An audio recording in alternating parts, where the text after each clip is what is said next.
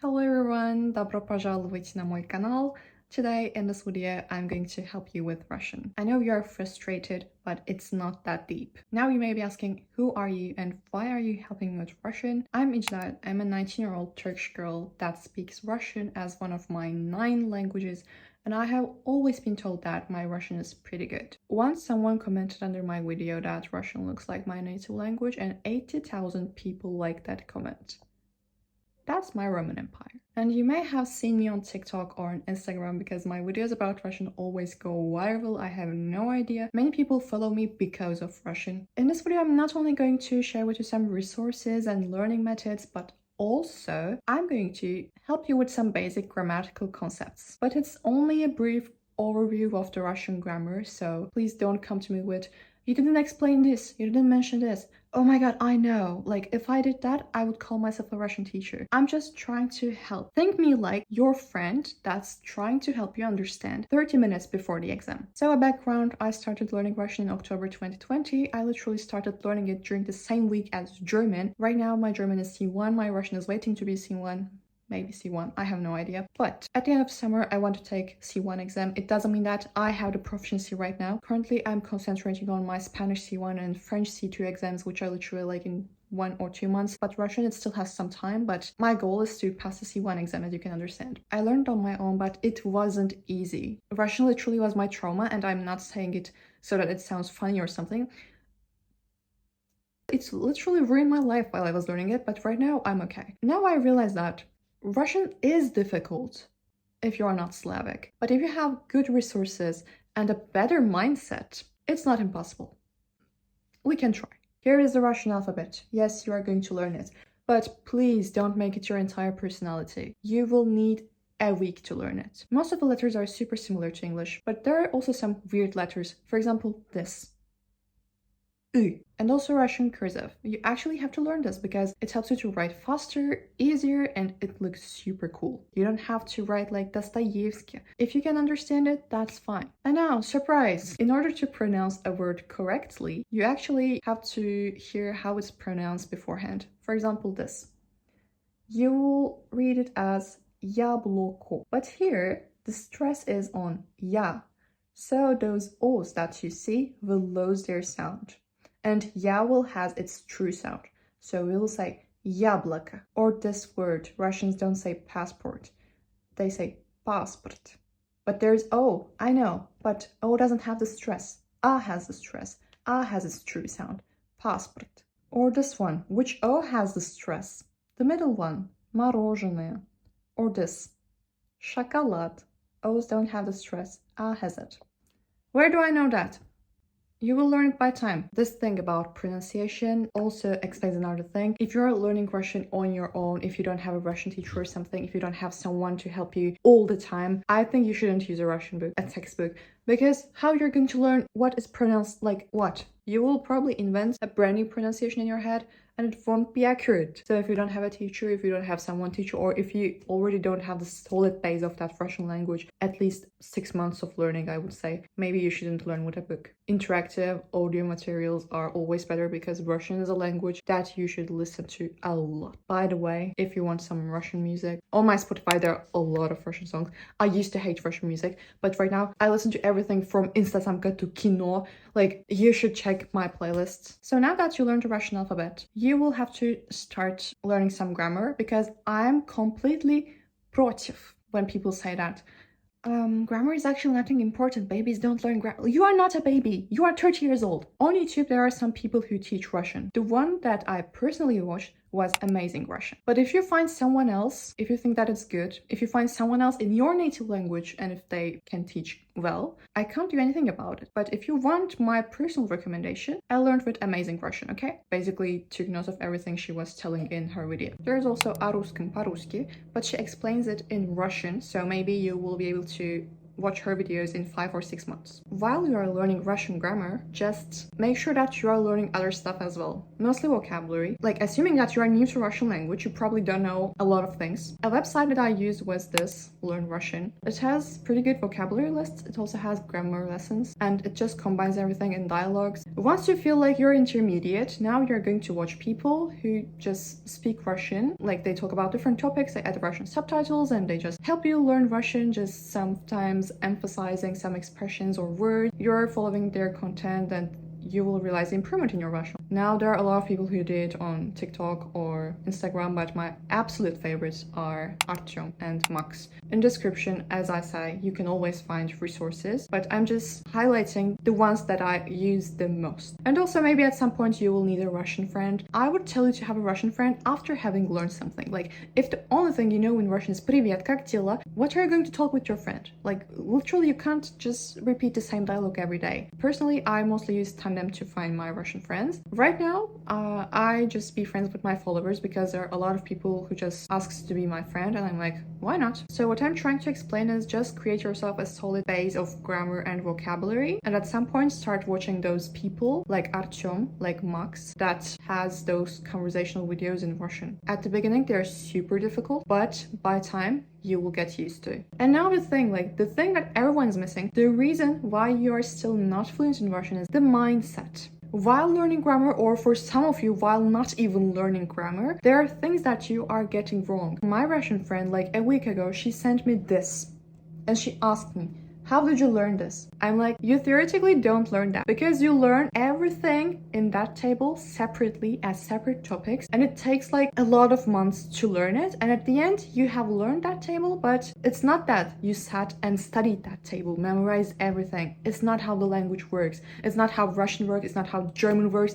Nothing works that way. So right now I'm going to explain the basics of Russian grammar, the things that you have to know, but it doesn't mean that after watching this video you are an expert in Russian grammar. It doesn't mean that I mentioned everything, all details. Every single thing I tell you here is a separate topic that has to be studied at least for a week. This is literally what you will be learning while you're learning Russian, and I'm going to just give an overview in a video, and this will be super basic. And I'm also going to compare the noun cases and stuff with other languages, because especially I started learning German and Russian on the same week, and I think they are super compatible. If you also realize that all people who has a great German proficiency are mostly Russians, because the grammar is like, they kind of have the same logic, but Russian, it has more complicated stuff. Personally, I think that the main thing with German is the sentence structure, not the cases or something. I don't know, believe me or not. So let's start. Okay, Russian has genders, like many languages that you're trying to learn after English, not Turkish. But don't worry, because Russian genders are not like French or German. It's more like Italian and Spanish. Looking at a word, you can understand probably its gender. So in Russian, there aren't articles like der, die, das, or la, le.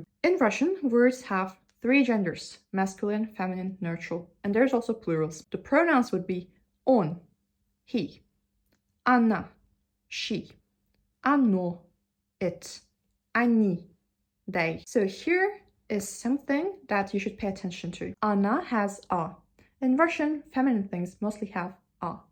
Оно has o. You will see this repeating. And они has i. And plurals mostly have e or ü.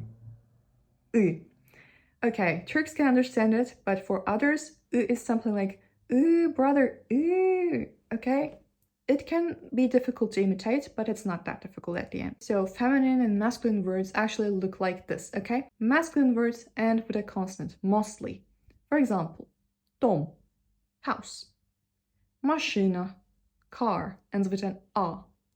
Kino, o, cinema, kino, or книги, books, книги, и. But of course, it's not always that obvious. For example, ночь. It has that weird thing at the end. How do I know ночь? What is ночь? Ночь means night, and it's feminine. How do I know it? Well, personally, there is a song, белая ночь. So I know that белая makes it feminine. Ночь is feminine. Or for example, папа. It has the a at the end. But papa doesn't sound feminine, right? So you will say мой папа and not моя папа. No, you will say моя мама, but мой папа, my dad, my mom. Nouns are like this, adjectives are going to follow the same pattern. Красивый, beautiful. Красивый дом, beautiful house. Красивая, feminine. Красивая. Красивая девушка, beautiful girl. Красивое. Красивое кино, beautiful cinema. Красивые книги, beautiful books. They follow the same pattern. Now, Russian cases. There are 6 cases in Russian language. I think there's a teaching order of these, but personally, I learned like first one, sixth one, fourth one, second one. A friend of mine told me that this order is not correct, but I have no idea. Like, it will depend on the resource that you will choose to follow while learning Russian. In this video, I'm going to follow the order of numbers. So I'm just going to introduce you each case super briefly, so you will have an idea how and why they are used before learning them. Or right now, you may be learning Russian and maybe you will catch some points that you missed. All cases have their own questions, own prepositions, and basically they are referring to how the word is used in that context, if I can explain it, but it's super abstract. You will understand better with examples. So first case is nominative. It's basically the bare form of everything. What we have learned so far was nominative. Дом, house. Большой дом, big house. This is just the big house, nothing else. It's not being used in something, it's the big house itself. Машина, car. Красная машина, red car. There is also neutral, there are also plurals, there are many things that you have to know, but I'm just saying you this. And then there is a second case, родительный падеж, genitive. It's used a lot. It has a lot of preposition, it has a lot of places where it should be employed, but in this video I'm just going to tell you the basics. Think genitive like of in English or von in German. It's kind of similar to German genitive, but the most compatible example would be the French de. So basically in Russian, when you want to say the door of the house, the expression that you're going to create will be in genitive because there's of. But also, when you are talking about the amount of something, the number of something, or the absence of something, you're also going to use genitive. Think like this. I have a lot of questions. У меня много вопросов. Not вопрос, question. Вопросов. A lot of questions. Вопросов. Also when you have a number. I have 1,000 of questions. Ich habe tausende von Fragen, if that makes sense. But j'ai milliers de questions. That makes sense, right? Or when you don't have questions. J'ai pas de questions. I don't have any of questions. Think like this. So, in these cases, you're supposed to use genitive. A preposition that genitive will be used with, as you can understand from here, will be без, without, без. So let's see how we can say without something in Russian. Машина, the car, okay? Без машины, without the car, и, без машины. Друг, friend. Без друга, without friend. Без друга, okay? So, красная машина, red car, without the red car. Без красной машины, красной машины. Pay attention to that y, because in feminine conjugations, we will mostly have that y. Красной машины. Good friend, хороший друг. Without the good friend. Без хорошего друга. Хорошего друга. You will hear this sound a lot in Russian. For example, грамматика русского языка. Grammatica is grammar. Grammar of Russian language. Русского, Russian, языка, language. Грамматика русского языка. So whenever you hear that pattern, know that it's genitive. Большого дома, хорошего друга, русского языка. There is some kind of genitive relation here. And now there is third one, дательный падеж, dative. It's not quite like German dative, because some of German dative functions are represented by another case in Russian language, which is предложный падеж. In dative, you are mostly going to use the preposition к. Think it like to. So, машина, car. К машине, to the car. Друг, friend.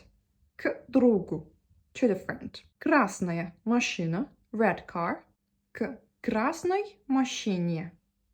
Хороший друг. К хорошему другу. Okay? It has the U sound in masculine. So thinking like this. You, ты. To you, к тебе. Я иду к тебе. Ich komme zu dir. Same structure, I guess. Ich komme zu dir. Dative.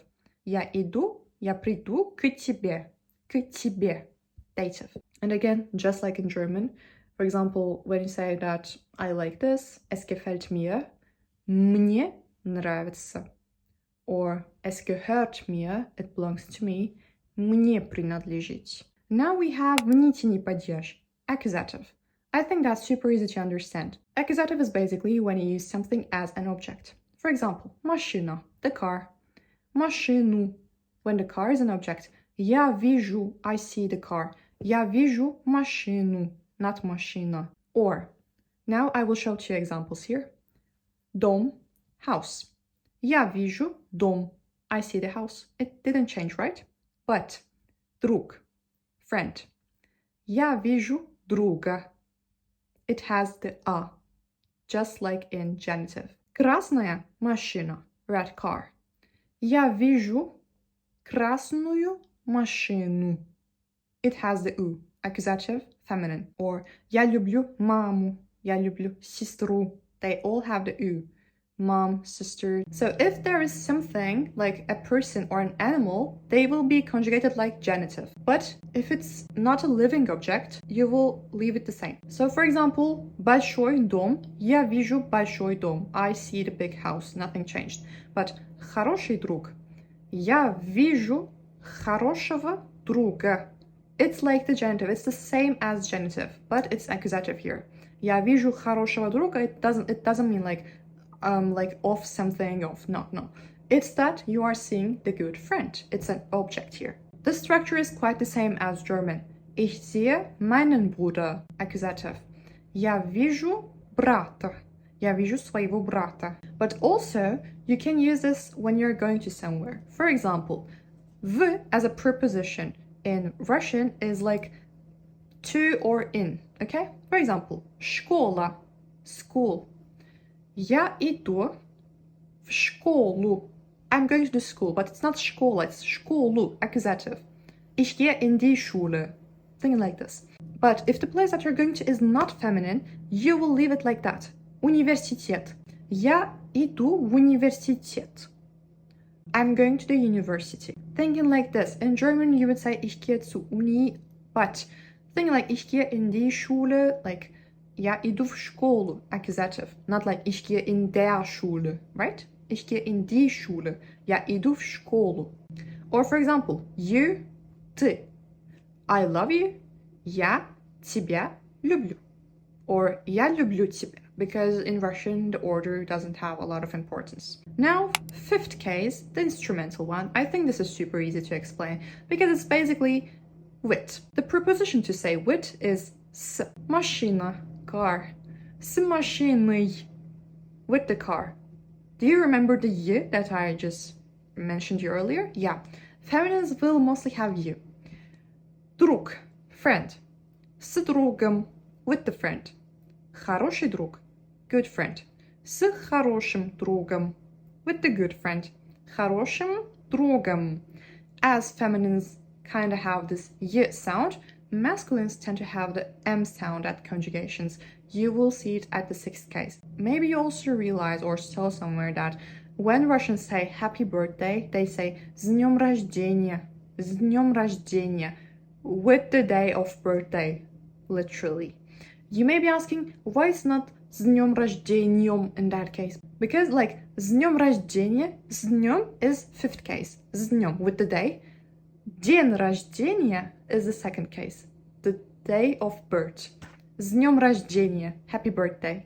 And now there is sixth case, предложный падеж. You are using this when you are inside something or when you are talking about something.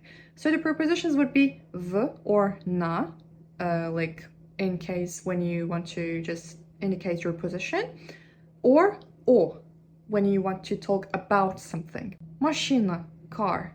В машине, in the car. Друг, friend. A drugi, about the friend. So they would have the e at the end, right? Cool. Now we will bring the adjectives and you will have to memorize something you have formally learned. So, красная машина, red car. В красной машине, in the red car. Е at the end, right? Друг, хороший друг, good friend. О хорошем друге, about the good friend. Хорошем друге. The e at the end of the nouns are same, but хорошем и красный. So the tricky thing is, in German, this would be represented by dative, right? But here we have предложный падеж. Я в университете. I am in the university. В моем университете. In my university. В моем университете мы учим русский язык. In my university, we learn Russian language. No, we don't. Russian cases are mostly like that. It will take you months to learn all of these. They are all separate topics. This is literally what you will be studying while learning Russian. All the declensions, all the exceptions. You will learn neutral and plurals. You will learn a lot of adjectives and nouns. Like, there are a lot of things to learn, but this is a general view of, like, when you see something like this, you will kind of have an idea what it's used for, right? That was my purpose, basically. So now we're going to talk about NSV and SV aspects of the verb, so imperfective and perfective. The thing is, a week ago, a follower texted me and he was like, "Hello, İclal, there's something I didn't understand with Russian." So, to read in Russian is читать, but there is also прочитать, which means to read. Why? And I was like, I wish I was him. This question just made me remember that I had a lot of difficulties trying to understand, but it wasn't necessary. People just complicate it as much as they can. Like definitions that they made to tell you what NSV and SV are. Who needs that? Who needs that? It's super easy. I'm explaining. So the thing is, my friends, in Russian, every word has a twin. To do in Russian means делать, but also сделать. And they are the same thing, but they are used for different verb tenses. In Russian, a verb isn't conjugated in a lot of different ways. It's conjugated in the present tense, in the past tense, and maybe in the future tense. But since we have talked about a lot of times, like in our daily life, we have two verbs, and with their different conjugations, we are referring to different types and different meanings. I'm explaining. So let's take our example. Делать. In Russian, a verb is basically conjugated like this. Делаю, делаешь, делает, делаем, делаете, делают. All that means that doing it. I am doing it right now, or I do it regularly. Я делаю. Literally right now what I'm doing. I'm doing this video. Я делаю. If we conjugate according to past, я делал, я делала in case of feminine because there's a at the end. So, I was doing, not completed. I was doing. In the past, I was doing this and that. I was used to do this. Я делала, okay? Я делала. When you want to talk about future using the verb делать, we're going to say я буду делать. I will be doing. No guarantee that I'm going to finish it, but I will be doing it. Я буду делать. So this is imperfective. Делать is imperfective, but it has its perfective twin. Сделать. What are we going to do with сделать? Сделать is basically, you can conjugate it like сделаю, like сделаю, сделаешь, сделать, сделаем, сделайте, сделают. This means я сделаю. I will have done it. Я обещаю, я сделаю. Okay, I will do it. I will literally do it. Okay, я обещаю, я сделаю это. I will do it and it will be over. Or you can conjugate in the past. Я сделал, я сделала. I have done it. It's finished. Я сделала домашнее задание. I did my homework. Like, it's over, literally. Not сделала. Я делаю видео. Я сделаю видео. Like, I will finish it. Я буду сделать? There is no such thing. You can't say я буду сделать. There is only сделаю and сделал. That's basically it. And how I'm going to know, sorry, like, what the twin is, you'll have to memorize. Like, слушать, послушать. To listen. Смотреть, посмотреть. To watch. It's not always that easy. For example, рисовать, нарисовать, на. It means to draw. Читать, прочитать, to read. Or отвечать, ответить. Why? Покупать, купить. We shortened it. Покупать is imperfective, купить is perfective. Weird. Or показывать, показать, to show. Показываю. Right now I'm showing it. Покажу, I will show it. Okay, я покажу тебе. Okay, we will go and I will show you. Я покажу. All those conjugations, past forms, and other different uses of these things, it's what you're going to learn. This video doesn't replace any personal study that you are supposed to do. As our last grammatical topic, I want to talk about verbs of motion. I'm not really good at this topic. I studied it. I know the logic, but I probably do mistakes while I'm using it because it really is difficult. It doesn't make sense for a lot of other languages. I will really have to study it before my C1 exam, for example. I'm just being super honest with that. But if you just need a general idea of it, I'm going to explain. So, my friends, when in Russian language we are referring to different actions of movement, we use different verbs like going with bus, going with plane, swimming, running, everything has different verbs, and also these verbs have a lot of different forms. For example, the main ones you have to know are идти, ходить, to go on foot, ехать, ездить, to go by transport or a car. So, for example, I'm just walking. What I'm going to say?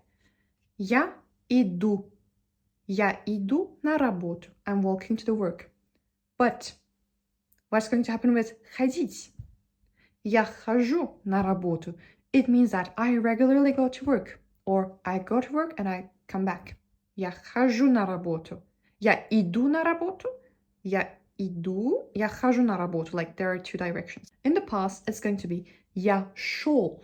I was walking. And also thinking like I was walking and thinking, I was walking and speaking, if you are also doing something else. Я ходил still means that there's a regular action in the past. Я ходил на работу каждое утро. I went to work every morning. In the future, идти will has a prefix.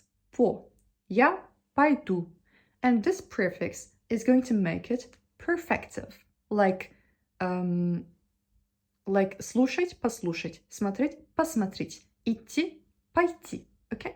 Я пойду на работу. I will go to work. Я пойду на работу. Or я буду ходить на работу. Like I have the plan. Я буду ходить на работу. Prefixes. So when it comes to verbs of motion, they have prefixes which basically define that action.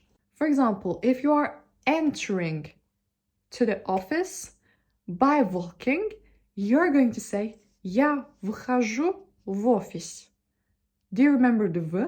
Like to, inside. Я вхожу, not хожу, вхожу, like I'm going inside, в офис. Я вхожу в офис. If you're leaving the office, я выхожу из офиса. This is genitive. Я выхожу из офиса. So, for example, самолет прилетел. The plane arrived. It will be translated like that. But летел is flew, okay? And прилетел is like it flew to its destination. It arrived to its destination. It entered. Прилетел, okay? Or when the plane is leaving the ground, самолет вылетел. В, to out, like выхожу, I'm going out. Вылетел. The plane flew outside. It's left. Заходить, приходить, выходить. There are a lot of prepositions. A lot of. So this is basically a general overview of the things that you are going to learn. I hope it was helpful. I'm sorry if that was scary. It can be scary, but you are absolutely not supposed to understand what I said in this video. If you just understand something, that's already good. If you are already learning Russian, I hope this video helped you to just understand some things better. Good things are worth the difficulty, and страдания. I don't know what it's in English. And also, if you are a Russian native speaker, if in this video I made a mistake, please write it in the comments. If there is a super obvious mistake, if there is a wrong logic that I just constructed, like if I explain something in a way but it's actually not true. Like, I'm not talking about details, exceptions, because as I said, I'm not here to teach people everything. But if I made a super obvious mistake that has a super incorrect logic, please write in the comments, because I'm not Russian, I'm not a Russian teacher. I'm just telling what I understood from Russian language, okay? And this is what I understood from it. You can follow me on my social media accounts, and please in the comments write what you think or any kind of recommendation that you have. And thanks for being here. Пока-пока!